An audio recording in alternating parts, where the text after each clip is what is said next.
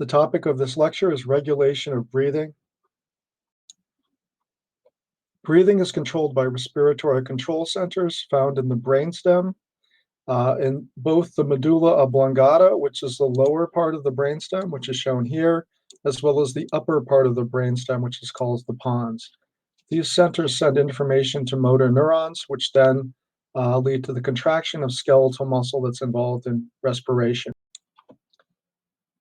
The motor neurons that innervate the diaphragm have their axons in the phrenic nerve. The phrenic nerve arises from the cervical region of the spinal cord, C3 to C6. The motor neurons that innervate the other breathing muscles arise from the thoracolumbar region of the spinal cord. The main center that generates the rhythmicity that underlies breathing is called the pre-Botzinger complex. This center is found within the medulla oblongata, which is the lower portion of the brainstem. This generates the inspiratory rhythm. There are respiratory centers located in the pons in addition to the medulla. These centers largely influence the activity of the medulla. So there's the apneustic center. This promotes inspiration by stimulating the inspiratory neurons in the medulla. And there's the pneumotaxic center, which inhibits inspiration. Again, just as a reminder, the brainstem respiratory centers control breathing largely via the phrenic nerve from the C3 to C6 cervical spinal nuclei.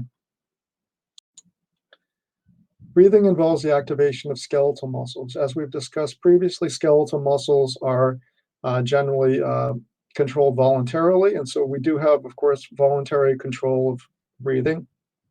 Breathing, however, is also automatic. We don't really have to think about breathing. It happens naturally even when we're sleeping.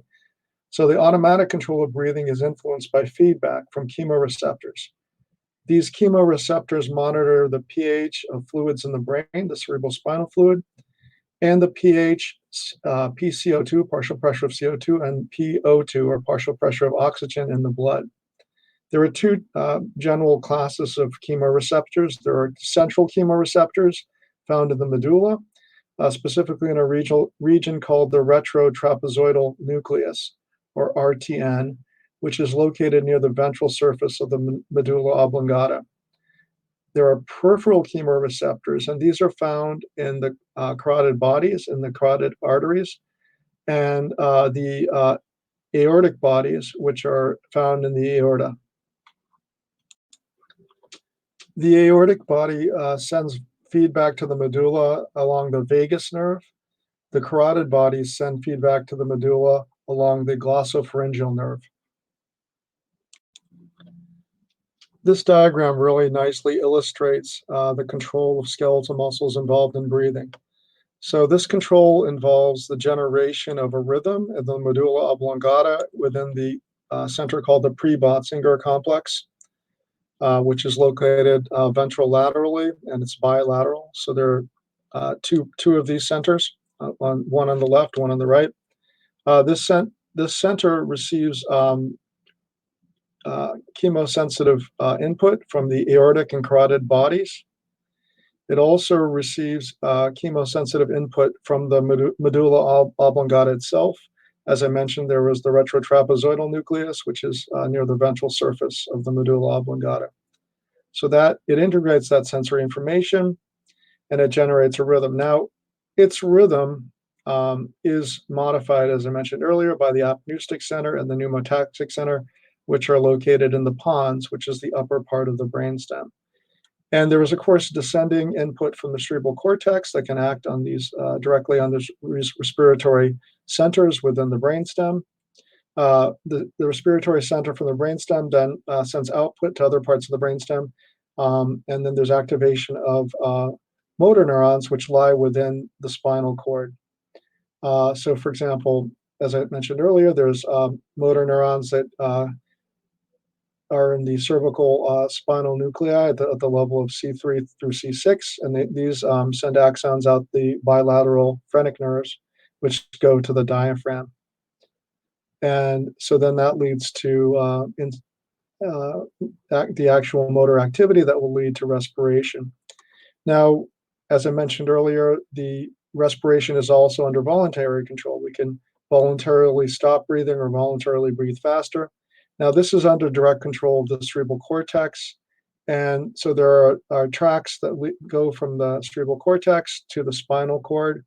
And so this information can either excite or inhibit the motor neurons within the spinal cord, again, affecting respiration there.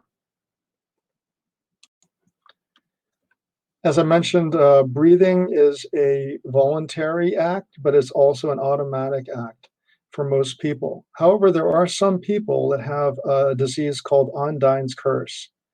This is a potentially fatal apnea. Apnea means a lack of breathing during sleep, and it results from a brainstem dysfunction. So normally, for most of us, when we go to sleep, we just automatically breathe, and even when we're awake, we're automatically breathing. So for these people, there's voluntary control of breathing is not affected. It's perfectly fine. And this involves the descending corticospinal tracts from the cerebral cortex, which I described on the previous slide. However, with people with this condition, they may have it because of a result of traumatic injury to the brainstem. However, it's more commonly a congenital defect. It's something that comes with birth, and it's referred to as congenital central hypoventilation syndrome, or CCHS. Patients with CCHS require a tracheotomy and a mechanical ventilator throughout their lives. And again, the problem is it's really the biggest issue is when they're sleeping. When you're sleeping, you can't voluntarily breathe, and therefore they would essentially suffocate and not be able to sleep or not be able to breathe. And so it would potentially very deadly. But with modern medicine, what people do, as you can see in this picture, is with the tracheotomy, we have a machine that helps them breathe at night, and they can actually live quite well with that machine for many years. As we discuss ventilation, and specifically the control of ventilation, there are two terms that I'll use over and over again. One is hyperventilation, and the other is hypoventilation. Hyperventilation is an increase in alveolar ventilation that's not associated with an increase in metabolic rate. In other words, the ventilation is greater than that needed to match the metabolic rate. So this is sort of the technical definition of hyperventilation. So for example, if you're breathing really heavy, but the reason you're breathing heavy is because you were just exercising or something like that, that's technically not really hyperventilation, because as you're, say, running fast, you're matching your ventilation with the metabolic rate. So there's nothing hyper about your ventilation. It's matched properly. Now, having said that, people do use the term hyperventilation less technically just to mean faster, deeper breathing. And that's okay too, but it's just less technical than the true technical definition. Hypoventilation, likewise, is a decrease in alveolar ventilation without a corresponding decrease in metabolic rate. So in other words, the ventilation is less than the ventilation that's needed to match the metabolic rate. And hypoventilation occurs in certain disease states where people have difficulty breathing. In order to understand the next part of this discussion about the control of ventilation, it's really critical that we understand this equation, which you have seen before. But I'm going to go through it again, and we'll discuss it right now a little bit. So CO2 plus water. Okay, so where's the CO2 coming from? Well, it's coming from aerobic respiration.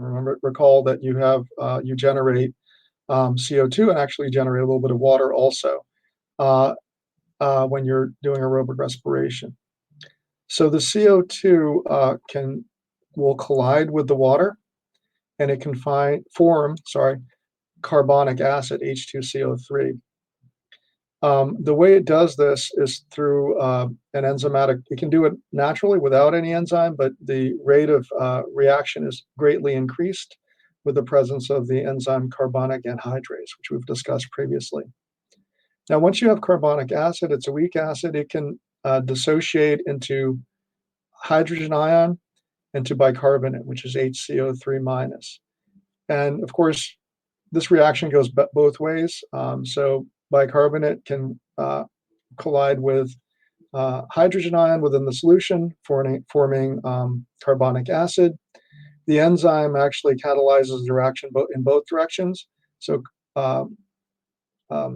carbonic acid can then break apart into CO2 and water. So it's critical that and we've talked about this a little bit in the past, but it's also critical that we understand that as we change the level of, say, a reactant in this equation, we'll end up with a change in the number of products and so forth. And if I'm not going to go through it all over again, but we did talk, I think, about the law of mass action. You could look that up. And another principle that's very important is Le Chatelier's principle. So if you want to look those up, that would be great. Those are things we did go over earlier. But let's look at what would happen. Let's say imagine that you have a situation where your ventilation is inadequate. So you're not breathing deep enough and you're not breathing fast enough. So CO2 levels will rise in the arterial blood. And the reason for this is because if you're not breathing enough, you're not bringing enough fresh air into the alveolar airspace. Recall that the air within the alveolar airspace is a mix of the used air that's been in there, as well as new fresh air that's brought in as you breathe in tidally. So if you don't breathe fast enough or deep enough, then you'll actually see an increase in the partial pressure of CO2 within the alveolar airspace. This decreases the diffusion gradient between the level of PO2 within the pulmonary capillaries and the level of PO2 within the alveolar airspace. And as you do that, then you'll have a lower rate of diffusion, and therefore the CO2 levels will rise in the arterial blood. So a rise in CO2 will actually lead to an increase in hydrogen ion concentration. And the reason is this: the CO2 will collide with the water, forming the carbonic acid. It can break apart. Since it's a weak acid, it can form bicarbonate and hydrogen ion. So if you add essentially excess CO2, you're going to get an increase in bicarbonate. You're also going to get an increase in hydrogen ion concentration. An increase in hydrogen ion concentration in a fluid leads to a decrease in pH. So the blood will become more acidic. And so this is a condition of what's called hypercapnia. So the blood is becoming more acidic, and at the same time you have excess CO2.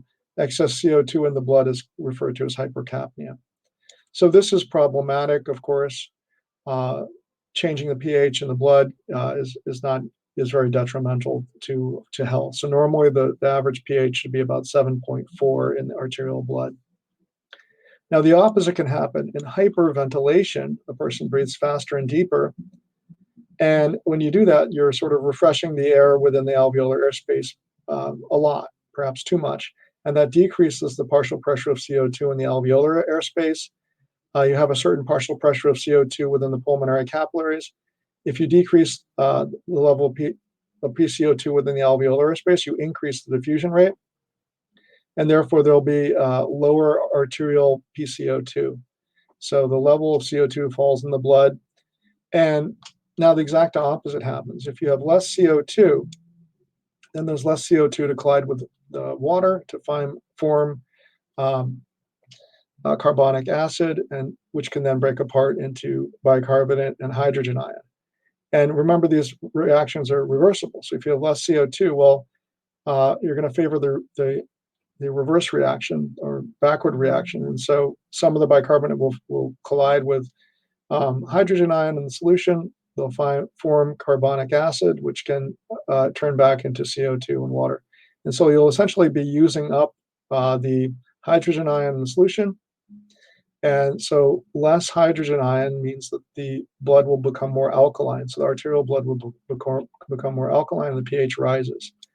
And so this condition is referred to as hypocapnia, referring to the fact that there's less CO2 than there should be normally.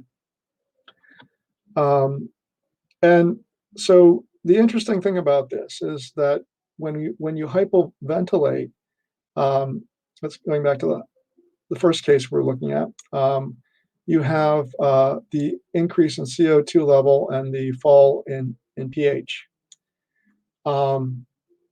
But if you look at the partial pressure of oxygen in the arterial blood, it doesn't really change that much.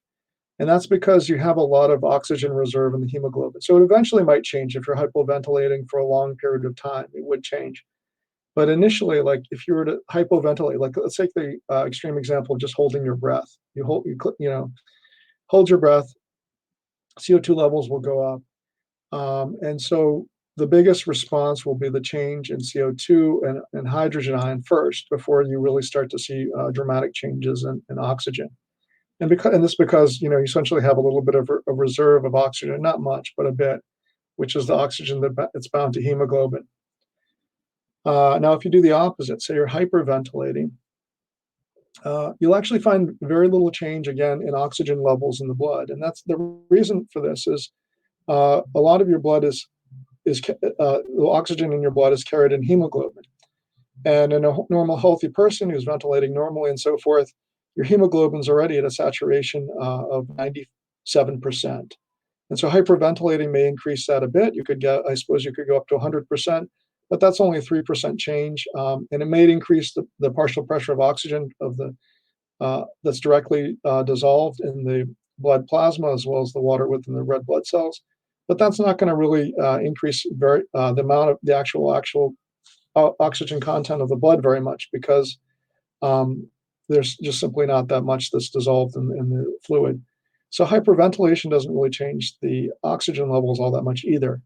But as we mentioned, hyperventilation will cause the CO2 level to fall pretty dramatically, and it'll cause an increase in pH. So what you can see here is that in your body that there's a much more rapid response to changes in CO2 and pH that can be detected by sensors in your body than a change in oxygen under normal conditions. And so for this reason, ventilation in humans and many other terrestrial animals is controlled by maintaining constant levels of CO2 in the blood. And if we can maintain the concentration of CO2 relatively constant, then we automatically, naturally control the oxygen levels in a nice way. Now, we do have oxygen sensors also, which we'll talk about later, but those sort of kick in later when the oxygen levels get really low within our blood. For an adult that's ventilating normally, their total minute volume would be about 4 liters per minute. Recall that total minute volume is the tidal volume multiplied by the number of breaths per minute. This is essentially the pulmonary ventilation per minute. So if they're breathing at that rate of 4 liters per minute for their pulmonary ventilation or the total minute volume, then their arterial partial pressure of CO2 will be 40 millimeters of mercury, and this is the normal amount. So this is sort of the set point. If they hypoventilate, if they breathe at a rate of only 2 liters per minute, then their arterial PCO2 will roughly double, so it'll be about 80. If they hyperventilate, if they breathe with essentially a total minute volume of 8 liters per minute, then their arterial PCO2 will be about 20 millimeters of mercury.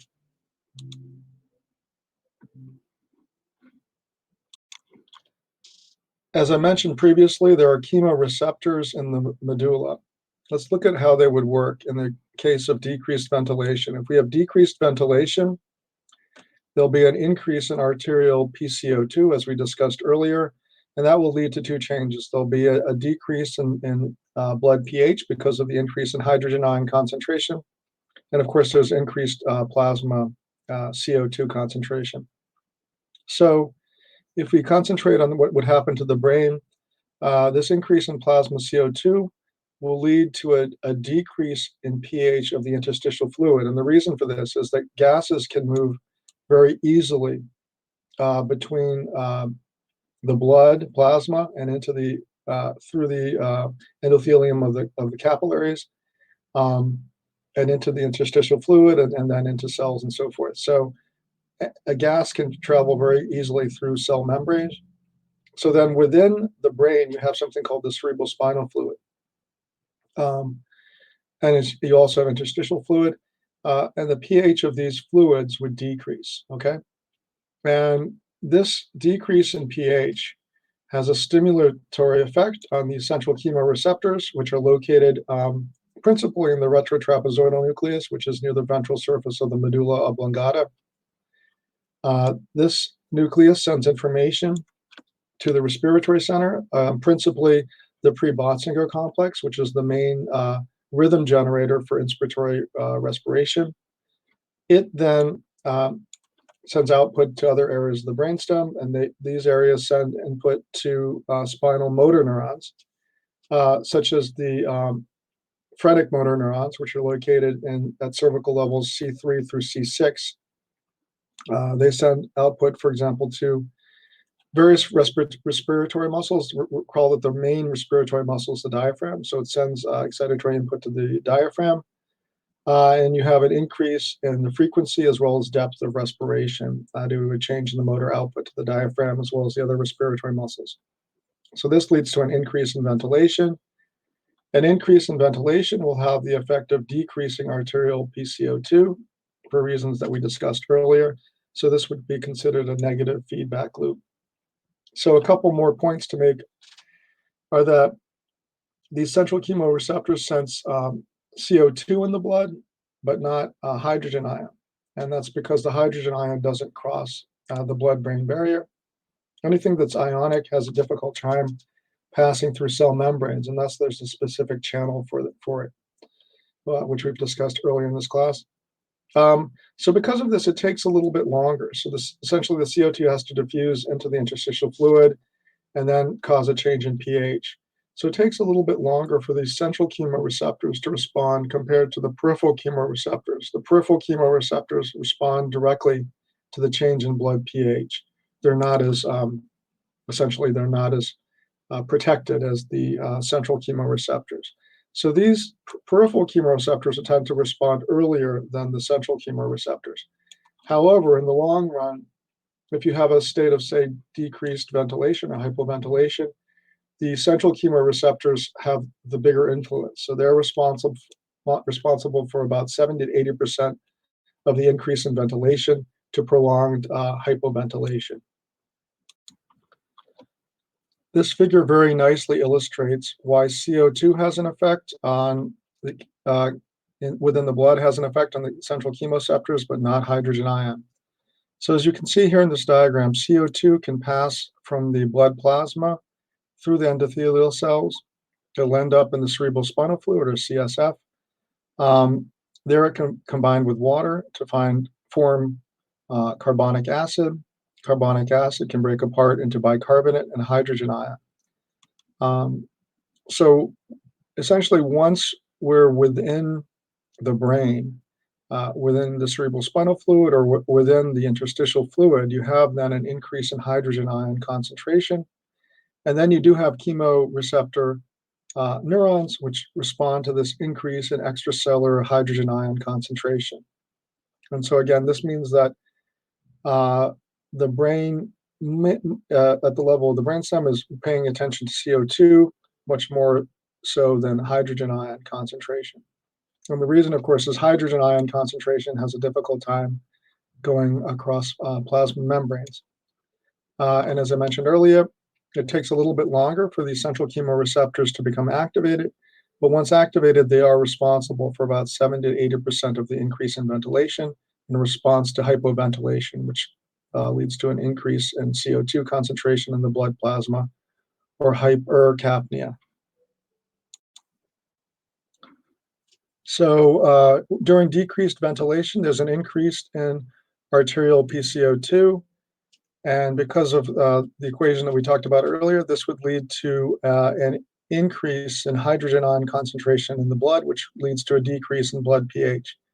The peripheral chemoreceptors in the aortic and carotid bodies are sensitive to this decrease in blood pH. They send input to the respiratory centers within the medulla oblongata that stimulates them, and this leads to an increase in the rate and depth of ventilation. And as I mentioned earlier, their response is much quicker because they're able to respond directly to this change in pH in the blood plasma.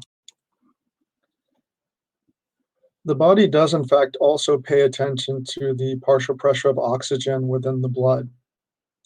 One of the effects is indirect. So when there's a low partial pressure of oxygen in the blood plasma, then the chemoreceptor sensitivity to the partial pressure of CO2 is augmented, it's increased. So this would be important, for example, in a situation in which a person has gone to high altitude. They would then have a low partial pressure of oxygen within their blood plasma and their arterial blood. And then this increased sensitivity to CO2 would lead to an augmentation in breathing. So they would ventilate faster and deeper. Now, the opposite is also true. If a person were to, say, breathe 100% oxygen from an oxygen tank, then they can increase the partial pressure of oxygen within their arterial blood. And then this will actually allow them to do things like, for example, hold their breath for longer.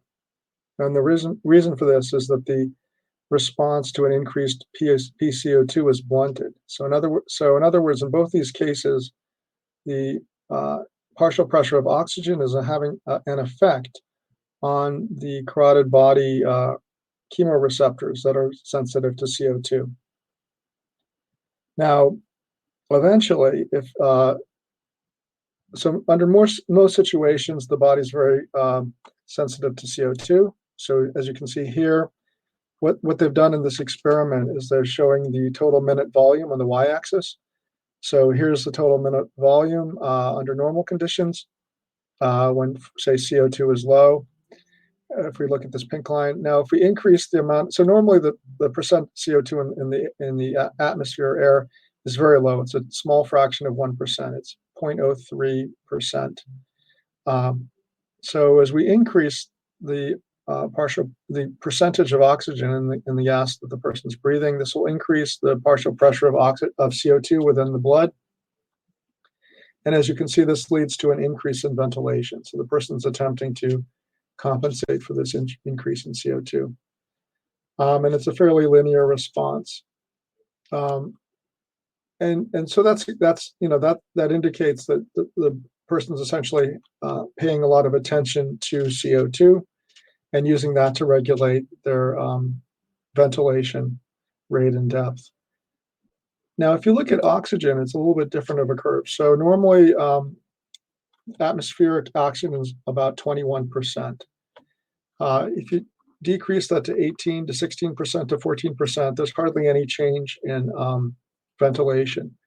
It's only when you get way down to around 10%, 8%, and then 6% and so forth that you start to see a real increase in ventilation in response to this, essentially a lower atmospheric oxygen, which leads to a lower arterial PO2, excuse me.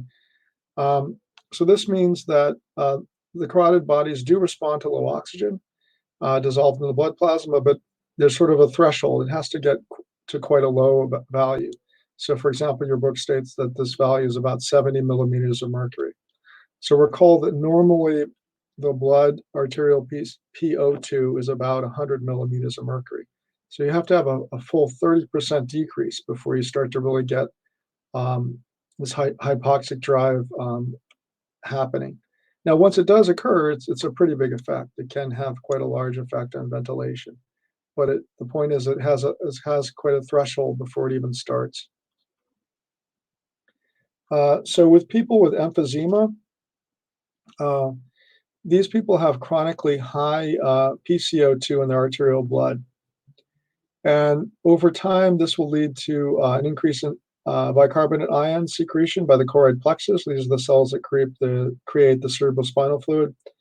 And this tends to buffer the decrease in pH caused by the hypoventilation. So eventually, these people stop paying attention to the PCO2 in their arterial blood. And the thing that drives their breathing then is the hypoxic drive. So hypoxic drive can be very important in a disease state such as emphysema. Another case in which hypoxic drive is very important is for people that are sort of extreme mountain climbers. They're going to a very high level altitude, and then they're doing exercise, such as climbing. They're going to have very low partial pressure of oxygen in the arterial blood, and this hypoxic drive really becomes quite significant under that sort of condition also. This table summarizes many of the things we've been talking about. If we look at what happens when there's an increase in the partial pressure of CO2 in the arterial blood, we find that medullary chemoreceptors, so these are within the medulla, are stimulated, as well as aortic and carotid bodies, which are the peripheral chemoreceptors. They're also stimulated. The medullary chemoreceptors are sensitive to the pH of the cerebral spinal fluid. And the pH will change in response to an increase in the partial pressure of CO2 because of the diffusion of CO2 from the blood into the brain, which then lowers the pH of the brain interstitial fluid by forming carbonic acid. So we've talked about that. Similarly, the aortic and carotid bodies are also stimulated by the fall in blood pH. And this decrease in blood pH, which of course means that there's an increase in hydrogen ion concentration, is induced by an increase in blood CO2. Now, it's also possible to have a pH change without a PCO2 change. So, for example, there may be situations in which a person generates a lot of lactic acid, for example, through anaerobic respiration. Well, it turns out the aortic and carotid bodies are quite sensitive to that. So let's imagine there's been an increase in lactic acid within the blood. These peripheral chemoreceptors are stimulated by the decrease in blood pH, independent of the effect of blood CO2. So again, there are situations where the blood pH may change without much of an effect on blood CO2. In fact, when you're exercising, the blood CO2 level is often fairly constant, although the pH may decrease due to the increase in lactic acid. Now, chemoreceptors in the medulla are not affected by the changes in blood pH because hydrogen ion cannot cross the blood-brain barrier.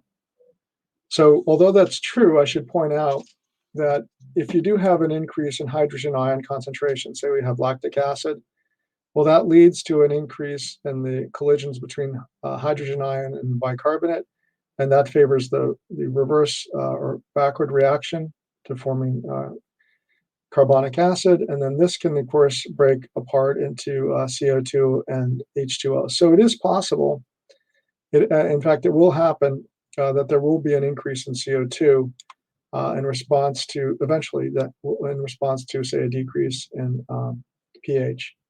So that would then affect the medullary chemoreceptors through the pathway we described earlier. Okay, so finally, the carotid bodies are also sensitive to a decrease in the partial pressure of oxygen. Low blood PO2, which is called hypoxemia, augments the chemoreceptor response to increases in blood PCO2. So recall that when a person goes to high altitude, they'll have a lower blood arterial PO2. This augments their response to an increase in PCO2. So if they have it, so essentially that'll increase or stimulate ventilation. And then eventually, say the person then goes to even higher altitude, then that may stimulate then the carotid bodies directly, where there are in fact oxygen sensors. And these are mostly stimulated when the PO2 of the arterial blood falls below about 70 millimeters of mercury. In addition to the peripheral and central chemoreceptors, there are actually receptors within the lungs themselves that have an effect on ventilation. These tend to be responses to irritants or some sort of acute situation. So for example, there are unmyelinated C fibers in the lungs. These are activated by capsaicin. So capsaicin is the active ingredient in hot peppers that makes hot peppers taste hot. And so this is a classic irritant. It's something that would irritate a person's lungs. So for example, if you were to breathe in pepper spray that contains capsaicin, this would lead to rapid and shallow breathing. And this is mediated by these unmyelinated C fibers in the lungs. You also have receptors that stimulate coughing. There are irritant receptors in the wall of the larynx. These respond to smoke particulates, and these cause a cough. You also have similar receptors in the lungs, and these respond to an increase in interstitial fluid within the lungs. And so these would also cause coughing. And I think the idea is that you don't want to have a lot of excess fluid in the lungs. And so this coughing is a way of getting rid of the excess fluid. The last type of pulmonary receptor are the stretch receptors. So there's a classic reflex called the Herring-Brewer reflex, which is stimulated by pulmonary stretch receptors. So, for example, if you breathe in, and this wouldn't happen when you're just breathing normally, but say you're exercising really vigorously and you're doing a very deep inhalation, this, of course, increases lung volume. So these stretch receptors are then activated. And this reflex actually prevents the inhalation from proceeding too far. So you're preventing damage of the lungs by overinflation. And so it's thought that this is probably helpful in adults, but it also may be very much important for, say, infants. So we're going to end this lecture by looking at a couple different interesting disease states. One is hypocapnia. So hypocapnia is low blood plasma PCO2. And this can occur during hyperventilation. So for example, imagine a person's very anxious or nervous. Perhaps they're receiving a award or something. And they hyperventilate. Well, what'll happen is this will decrease, of course, the blood plasma PCO2. And the interesting thing is the blood vessels within the brain, the cerebral vessels, will vasoconstrict in response to this decrease in PCO2 in the arterial blood. So this will then lead to inadequate brain perfusion and hypoxia within the brain. So the person will feel dizzy, perhaps even faint, and even fall down. So this sort of explains why hyperventilation in these situations where people are nervous or anxious or very excited can lead to dizziness. So how do you alleviate that? Well, obviously, if you have the person, you would maybe put them horizontally, so that would help with getting blood to the brain. You could elevate their feet, and sometimes when people hyperventilate, the classic thing to do was to give them a paper bag, and they would breathe into the bag. And the idea is that as you breathe out a lot of CO2. And so by rebreathing the CO2, you would increase the CO2 level in your blood. Now, your book points out that this, although effective, could be dangerous for people because it really depends on why they're hyperventilating. That might be helpful for a person who's anxious or nervous or excited. But if they're hyperventilating because of asthma or because they have angina or myocardial infarction, this could actually be dangerous. So the more modern technique, I think, for someone who's, say, hyperventilating is to actually have them become conscious of their breathing, slow their breathing down, particularly exhaling much more slowly and so forth. And by doing that, and they can also limit the flow also, like they could try to breathe just through the nose or purse the lips and generate a lot more resistance to the flow of air. So anyway, those are ways you could alleviate that if you ever have someone who's hyperventilating. Sudden infant death syndrome is a disease that's often thought to be related to some sort of problem with cardiorespiratory control. SIDS is a sudden death of an infant under 1 year of age that can't be explained by other means. It's also known as crib death. It most often strikes infants between the ages of 2 and 4 months. The causes of SIDS are unknown, but there's evidence that suggests it's due to a failure of either central or peripheral chemoreceptors and their ability to detect a rise in CO2. SIDS remains a leading cause of death in infants younger than 1 year of age. And actually, prenatal nicotine exposure is also a major risk factor. And I should mention that one of the big risk factors was infants that were facing downwards as they were sleeping. So they were in a prone position. So nowadays, parents are instructed to have the infants sleep on their back. And that actually reduced the incidence of SIDS. But as I said, there are other risk factors, such as if a woman, say, smokes or uses some sort of tobacco product, this can raise the nicotine within her blood and therefore also in the developing fetus. And this seems to be a really major factor. It seems to affect the whole cardiorespiratory control system.